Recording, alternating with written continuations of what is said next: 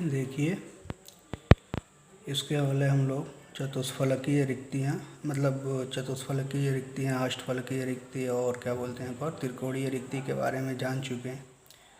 उसी के बारे में थोड़ा सा और पढ़ते हैं कि रिक्तियाँ बनती कैसे हैं। बताए भी थे लेकिन एक बार और हेडिंग के साथ उसको पढ़ लेते हैं।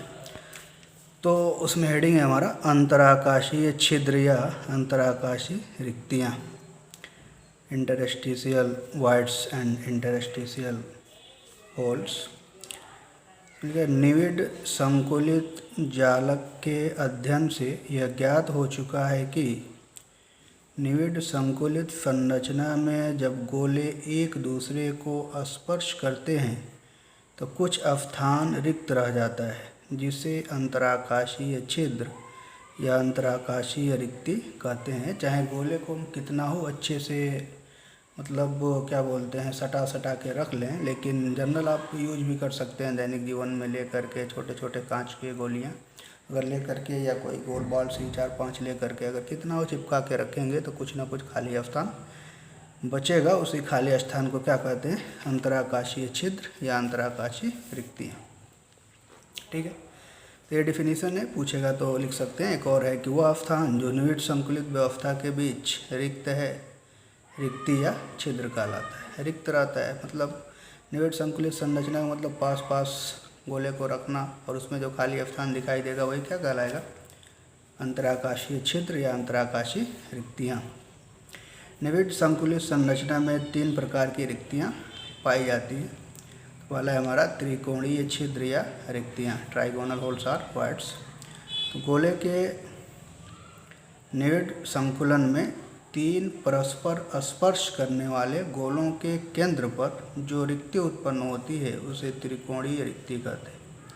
मतलब 3 गोले हों और तीनों को ऐसे आपस में चिपका करके रख दें, उनके बीच का जो ये खाली स्थान दिखाई दे रहा है ना, ये वाला, मान लीजिए एक गोला, ये दूसरा गोला और ये तीसरा गोला।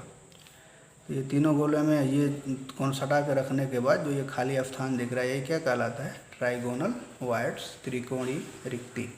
ठीक है, तो इसमें गोला है तो गोले की त्रिज्या है, जो रिक्ति होगी ना वो भी मतलब कि उसकी भी कोई ना कोई क्या बोलते हैं रेडियस होगा, त्रिज्या। तो गोले की त्रिज्या और क्या बोलते हैं रिक्ति की त्रिज्या के बीच में जो अनुपात होता है वो क्या होता है, उसी को हमको जानना है। तो लिखा है त्रिकोणीय रिक्ति की त्रिज्या R2 और गोले की त्रिज्या R1 में अनुपात क्या होगा, तो R2/R1 = 0.155 करने का मतलब अगर मल्टीप्लाई कर दें, इसको R1 को इधर लेकर के आएँ तो ये बन जाएगा ना R2/R1 = 0.155। दोनों का अनुपात कितना होता है, 0.155 के बराबर होता है। R2 का मतलब रिक्ति की त्रिज्या, R1 का मतलब गोले की त्रिज्या। अगर त्रिकोणीय रिक्ति कहीं भी होगा तो वहाँ पे जो दोनों त्रिज्याओं का गोले की त्रिज्या और R1 की त्रिज्या में जो अनुपात होगा वो 0.155 के इक्वल होगा। क्लियर। दूसरा है चतुष्फलकीय छिद्र या रिक्तियाँ, टेट्राहेड्रल होल्स या वॉइड्स। इसमें एक ही तल में स्पर्श करते हुए 3 गोलों के बीच उत्पन्न रिक्ति के देखिए ध्यान से, एक ही तल में स्पर्श करते हुए 3 गोलों के बीच उत्पन्न रिक्ति के ऊपर दूसरी परत का एक गोला रखने पर उत्पन्न नई रिक्ति चतुष्फलकीय रिक्ति कहलाती है।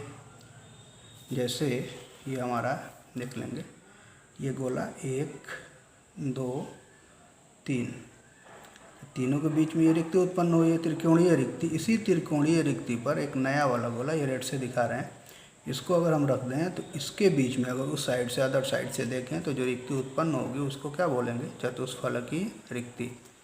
इसमें भी वही कंडीशन, गोले की त्रिज्या R1 और चतुष्फलकीय रिक्ति की त्रिज्या में संबंध R2 = 0.225 R1, या अगर अनुपात की बात करें तो R2/R1 = 0.225। मतलब अगर गोले की त्रिज्या और रिक्ति की त्रिज्या का अनुपात दिया हो, पता हो हमको, तो अगर दोनों का अनुपात 0.225 होगा तो कंफर्म हो जाएगा रिक्ति किस टाइप की है, चतुष्फलकीय। और वही अनुपात 0.155 के बीच में आ रहा है, तो क्या हो जाएगा, त्रिकोणीय रिक्ति।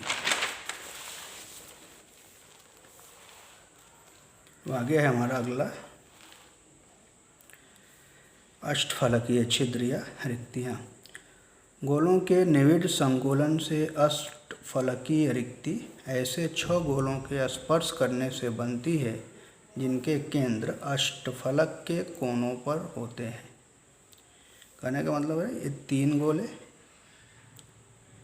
रेड वाले, और फिर इसके ऊपर भी क्या है, ये 3 गोला, ये हमारा ये ब्लू वाला दिख रहा है ना, इन दोनों के बीच में ये जो रिक्ति बनती है ना, इस टाइप का, एक इस टाइप का और दूसरा हमारा कैसे बन रहा है, ऐसे करके, ठीक है। तो यही क्या हो जाएगा, क्या कहलाएगा, अष्टफलकीय रिक्ति, ठीक है। तो ये अष्टफलक है, अष्टफलकीय रिक्ति कहलाएगा, इसलिए कि ये कैसे हुआ है, एक ऊपर से हमने डाला, पता चला कि वायर्स ढंकाई नहीं बताए अष्टफलकीय में, तो ये होता है 3 गोले नीचे 3 गोले ऊपर, तीनों के बीच में जो रिक्ति उत्पन्न होगी उसको क्या बोलेंगे, अष्टफलकीय रिक्ति।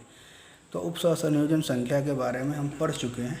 तो जो त्रिकोणीय रिक्ति बनती है वो 3 गोलों के मिलने से बनती है। 3 गोलों के स्पर्श, 3 गोले आपस में स्पर्श करते हैं तो बीच में त्रिकोणीय रिक्ति उत्पन्न होती है। अगर पूछा जाए कि त्रिकोणीय रिक्ति की उपसह संयोजन संख्या कितनी होती है तो कितना होगा, 3 गोले हैं तो 3 होगा। अगर चतुष्फलकीय में पूछें कि चतुष्फलकीय रिक्ति की उपसह संयोजन संख्या कितनी होगी तो 4 गोलों से मिलकर बना है तो 4 होगा। और पूछा जाए अष्टफलकीय रिक्ति की उपसह संयोजन संख्या कितनी होगी तो 6 गोलों से मिलकर बना है तो कितना होगा, 6। और यहाँ भी अनुपात पूछा जाए कि रिक्ति की त्रिज्या और गोले की त्रिज्या में अनुपात, तो R2 = 0.414 R1, या अगर अनुपात निकालें तो R2/R1 = 0.414। क्लियर, याद रखिएगा। थोड़ी सी चीज़ें वैसे एक बार वर्ड्स पढ़ चुके हैं लेकिन थोड़ा सा ध्यान देंगे यहाँ, जरूरी, ठीक है। अब देखिए आगे, एकक कोष्ठिका की परमाणु त्रिज्या और कोर लंबाई, इसको समझना है हमें, ज़्यादा समझने की ज़रूरत है इसी को।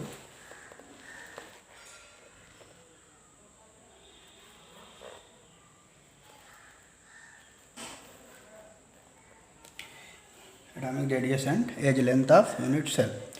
विभिन्न एकक कोष्ठिकाओं की परमाणु त्रिज्या r, कोर लंबाई a और किन्हीं 2 निकटवर्ती कणों के बीच की दूरी d में निम्न संबंध होता है। ध्यान दीजिएगा, 3 टाइप के यूनिट सेल बताया मैंने।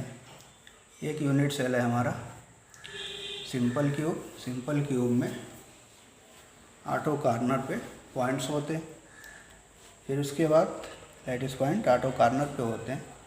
फिर उसके बाद हमने पढ़ा था BCC। BCC में क्या होता है, 8 कॉर्नर पे पॉइंट होते ही होते हैं, उसके साथ साथ एक पॉइंट कहाँ होता है, सेंटर पे होता है। और तीसरा जो है फलक केंद्रित घन, इसके लिए FCC के लिए बताए थे कि 8 कॉर्नर के साथ साथ प्रत्येक फलक के मध्य में एक एक पॉइंट जालक बिंदु पाया जाता है। अब यहाँ पे थोड़ा सा हम समझते हैं, मैथमेटिक्स पढ़े थे 7 या 8 में पढ़े होंगे। तो विकर्ण या कर्ण, अगर समकोण त्रिभुज है तो उसका कर्ण निकालना, अगर घन या घनाभ है तो उसका विकर्ण का क्या सूत्र होता है, इसको थोड़ा सा हमको जानना पड़ेगा। अब इसमें हम पहले फोकस करते हैं सरल घन के बारे में पढ़ते हैं। मल्लिका विभिन्न एकक कोष्ठिकाओं की परमाणु त्रिज्या, कोर लंबाई और किन्हीं 2 निकटवर्ती कणों के बीच की दूरी d में निम्न संबंध होता है।